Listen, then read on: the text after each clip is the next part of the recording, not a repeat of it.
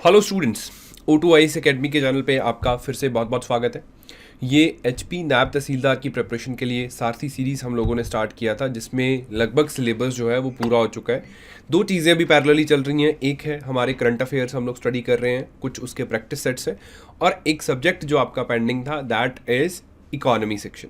तो हम लोग आज इस सेशन के थ्रू इकॉनमी स्टार्ट कर रहे हैं, और इकॉनमी का ये पहला है, तो इसमें हम लोग इकॉनमी का ओवरऑल रोड मैप समझेंगे। मैं आपको क्वेश्चंस के अकॉर्डिंगली दिखाऊंगा कि किन किन टॉपिक से हमने देखा कि पिछली दफ़ा आपके क्वेश्चंस आए हैं, तो उनके अकॉर्डिंगली ये एक रोड मैप बनेगा, जिसमें हम लोग आने वाले कुछ सेशंस में इकॉनमी का जो इंपॉर्टेंट पार्ट है हमारे एग्जाम के लिए उसको भी कवर कर लेंगे। जैसा आप जानते हैं कि जो सारथी सीरीज़ है जो हमने फ्री में स्टार्ट करी थी, फ्री ऑफ कॉस्ट सारा सिलेबस कवर किया गया। इस सीरीज़ में जो स्टडी मटेरियल है वो आपको हमारी O2IAS एकेडमी की जो मोबाइल एप्लीकेशन है वहाँ पे मिलता है। जितने भी हम लोग लेक्चर ले रहे हैं, मैं भी ये लेक्चर लूँगा, इनके जो PDF सेशंस है, PDF नोट्स हैं, वो आपको हमारी मोबाइल एप्लीकेशन के कोर्स में मिलेंगे, जो कि एक फ्री ऑफ कॉस्ट ₹1 का कोर्स है। उसमें सारे PDF रिसोर्सेज आपको मिल जाएंगे, सो दैट आप उसका रिवीजन कर सकें। तो आपको हमारी ऐप डाउनलोड करनी है। लगभग लोगों ने करी भी हुई है, अब तो बहुत सारे स्टूडेंट्स वहाँ पे हैं। तो जिन्होंने नहीं करी है वो ऐप डाउनलोड करके स्टोर सेक्शन में इस कोर्स में इनरोल हो सकते हैं, और वहाँ पे सारी जो PDF सेशंस है वो ले सकते हैं, and it's a free of cost test. इसके अलावा पेड कोर्सेज हैं HP नायब तहसीलदार के लिए, जो कि हमारा पावर पैक है या टेस्ट सीरीज़ है, वो भी आप वहाँ पे चेक कर सकते हैं जो लोग प्रैक्टिस करना चाहते हैं। तो अब पहला काम इस सेशन का ये है कि मैं आपको जो पिछली बार HPNT का एग्जाम हुआ था उसमें अर्थव्यवस्था इकोनॉमी सेक्शन से जो क्वेश्चंस आए थे वो मुझे आपको दिखाने हैं। नॉर्मली जितने भी आपके GS पार्ट के क्वेश्चंस हैं, तो 8 से 10 क्वेश्चन, 8 to 10 क्वेश्चंस एक्सपेक्टेड हैं। पिछली बार भी 10 क्वेश्चन थे।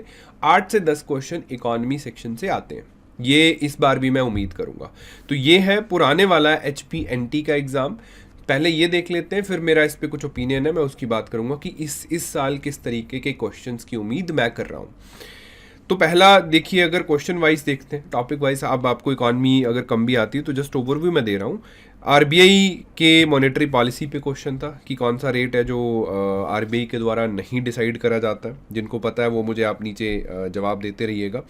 दूसरा है वाइट रेवोल्यूशन के फादर कौन थे, इंडियन एग्रीकल्चरल इकॉनमी से क्वेश्चन है। किसान क्रेडिट कार्ड, वो भी अगेन एग्रीकल्चरल इकॉनमी से क्वेश्चन है। स्कीम, सरकार की जो स्कीम है वो कब स्टार्ट करा गया भारत में। देन जो सेकेंडरी सेक्टर है हमारा, स्मॉल स्केल इंडस्ट्रीज, मैन्युफैक्चरिंग में स्मॉल स्केल इंडस्ट्रीज पे क्वेश्चन आया कि ये कब स्मॉल स्केल इंडस्ट्रीज का कॉन्सेप्ट अपने भारत में कब स्टार्ट हुआ। एग्रीकल्चर से अगेन क्वेश्चन है कि minimum support price and issue price कौन रिकमेंड करता है। ठीक है, तो ये क्वेश्चन एग्रीकल्चर से है। इंडियन इकॉनमी के टाइप पे आता है कि टाइप्स ऑफ इकॉनमीज, जैसे कैपिटलिस्टिक इकॉनमीज होती हैं, सोशलिस्टिक इकॉनमीज होती हैं, मिक्स्ड इकॉनमीज होती हैं, तो भारत किस तरीके की इकॉनमी है, यानी कि basic concept of the economies, types of economies, वहाँ से सवाल पूछा गया।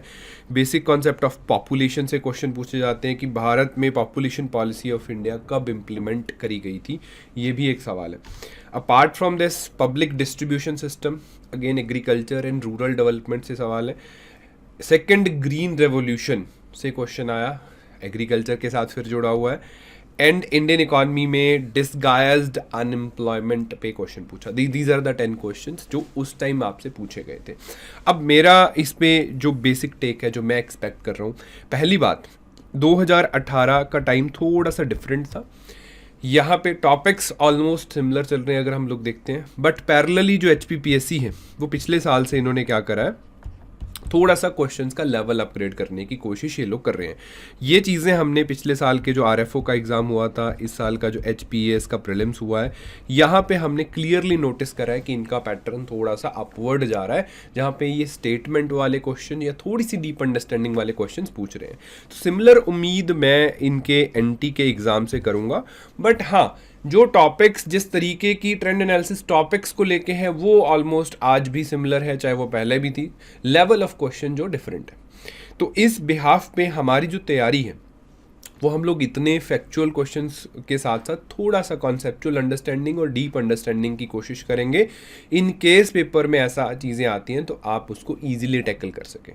तो NT के हिसाब से ये जो पिछली दफ़ा हमने देखा, यहाँ पे अगर आप देखोगे तो नॉर्मली ये basic economy, sectors of economy की बात कर रहा है। सेक्टर्स ऑफ इकॉनमी से क्वेश्चन पूछे जा रहे हैं। Basic economics concepts like GDP क्या होता है, जीएनपी क्या होता है, एनएनपी क्या होता है, इसमें टैक्स कैसे रिड्यूस करते हैं, वो सारी चीज़ें हैं।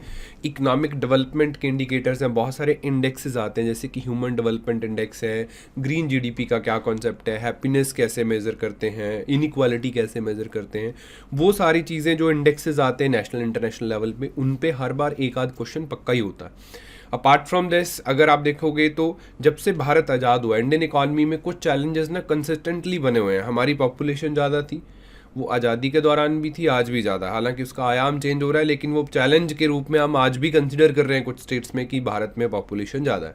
तो पॉपुलेशन के रिगार्डिंग बेसिक कॉन्सेप्ट्स हम इसको कैसे अंडरस्टैंड करते हैं। दूसरा, भारत में महंगाई थी, उस टाइम भी थी, आज भी है ना, उसके बेसिक कॉन्सेप्ट्स की हम कैसे उसको मेजर करेंगे। गरीबी है, पॉवर्टी, तो पॉवर्टी को भी हमें समझना है, इकोनॉमिक पर्सपेक्टिव उसका क्या है, सरकार कौन सी स्कीम्स लेके आ रही है या कैसे उसको मेजर करते हैं। पॉवर्टी के लिए जो कमेटीज़ बनी थी वहाँ पे क्वेश्चन पूछे जाते हैं। अनएम्प्लॉयमेंट पे क्वेश्चन पूछे जाते हैं, अनएम्प्लॉयमेंट को लेके सारी चीज़ें। तो ये बेसिक्स एस्पेक्ट्स हमें रीड करने हैं, पेपर में जाने से पहले इनको समझना है। उम्मीद है कि अगर 10 से 12 क्वेश्चन वहाँ पे आते हैं तो आप 7-8 कर दोगे और यही एक डिसेंट स्कोर है। 10 से 10 करने की अचीवमेंट अगर आप चाहते हो तो मुझे नहीं लगता कि कंपटीशन के माहौल में इतना हो पाएगा, लेकिन आप 6-7 क्वेश्चन, 7 क्वेश्चन भी 10 में से ठीक कर देंगे तो that will be a decent score. मेरी उम्मीद आपसे यही है। तो इस बिहाफ पे हम लोग कुछ 9 यूनिट्स में इंडियन इकॉनमी को कवर करेंगे।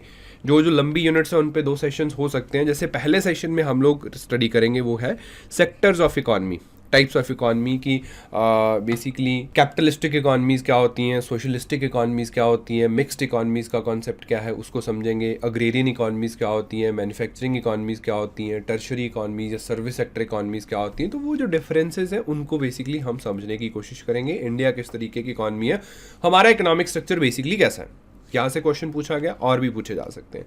इसके बाद हम लोग आगे मूव करते हैं तो भारत में जो नेशनल ग्रोथ का कॉन्सेप्ट है ना, नेशनल इनकम का कॉन्सेप्ट है कि नेशनल इनकम क्या है, जीडीपी क्या होता है, जीएनपी क्या होता है, एनडीपी, एनएनपी, पर्सनल इनकम, इनके फॉर्मुलेशंस पे क्वेश्चन पूछे जाते हैं। तो एक यूनिट में हमें ये ऊपर से देखना है।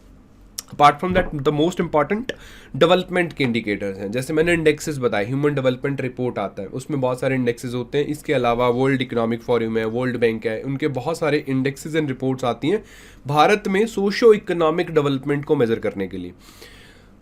नेशनल इंटरनेशनल हर जगह आता है, लेकिन हम इंडिया का ज़्यादा देखने की कोशिश करेंगे। तो इसमें सारे पैरामीटर्स क्या कंसिडर होते हैं, कौन पब्लिश करता है, क्या भारत का रैंकिंग है, यहाँ पे हर बार 1 या 2 क्वेश्चन दिखते हैं। तो हम लोग इसको पढ़ेंगे एक सेपरेट यूनिट में। अपार्ट फ्रॉम दैट आज़ादी से लेके चली आ रही वही बेसिक समस्याएं, पॉपुलेशन, इन्फ्लेशन, पॉवर्टी, अनएम्प्लॉयमेंट, इन सारी चीज़ों के बेसिक्स हम लोग पढ़ेंगे। अब ये यूनिट 4 एंड 5 तो है, लेकिन हो सकता है इनमें हमें 2-4 लेक्चर एक्स्ट्रा लग जाएं, बिकॉज छोटे छोटे कॉन्सेप्ट्स हैं, कई बार टाइम लग जाता है। Apart from that monetary policy क्या है, जिसमें रिजर्व बैंक ऑफ इंडिया देश में मनी सप्लाई को कंट्रोल करता है और उसके क्या टूल्स यूज़ किए जाते हैं, किस तरीके से हम लोग मूव करते हैं। Fiscal policy, taxation and Bharat सरकार कहाँ से पैसा कमाती है, कहाँ पैसा लगा रही है, कौन से टैक्स कलेक्ट हो रहे हैं, वो सारा सिस्टम। बैंकिंग सेक्टर की बेसिक सी बातें जो पेपर में आ सकती हैं, हालांकि आपके पेपरों में कम देखने को मिलता है बैंकिंग का, but still we will study that. And last that agriculture के बेसिक कॉन्सेप्ट इकोनॉमी से जुड़े हुए। जोग्राफिकल पार्ट आपने पढ़ लिया, रबी क्रॉप्स, खरीफ क्रॉप्स क्या होती हैं। हम लोग थोड़ा सा इकोनॉमिक पर्सपेक्टिव ऑफ एग्रीकल्चर देखेंगे, जिससे क्वेश्चन अक्सर पूछे जाते हैं। तो in these 9 units almost 10-12 lectures में हम लोग इकोनॉमी को कवर करने की कोशिश करेंगे।